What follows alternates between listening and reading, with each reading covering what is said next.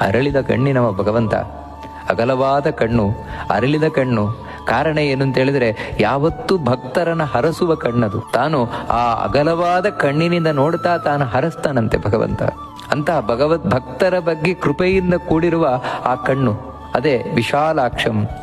ಅಂತಹ ಭಗವಂತನನ್ನ ನಾನು ಯಾವಾಗ ಕಂಡೇನು? ಕಣ್ಣಿನಿಂದ, ನನ್ನ ಕಣ್ಣಿನಿಂದ.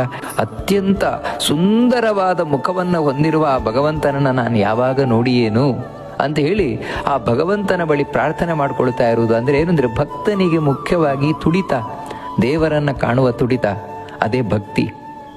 ಯಾಕಂದ್ರೆ ಭಕ್ತಿ ಅಂತ ಹೇಳಿದ್ರೇನೆ ಭಗವಂತನಲ್ಲೇ ನಾವು ಮಾಡುವಂತಹ ಬಿಡಲಾರದ ಒಂದು ಸ್ನೇಹ.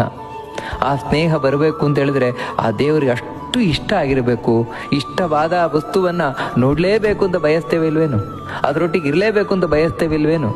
ಅದನ್ನೇ ಇಲ್ಲಿ ಭಕ್ತ ತಾನು ಭಗವಂತನ ಬಳಿ ಪ್ರಾರ್ಥನೆಯನ್ನು ಮಾಡ್ಕೊಳ್ತಾ ಇರುವುದು.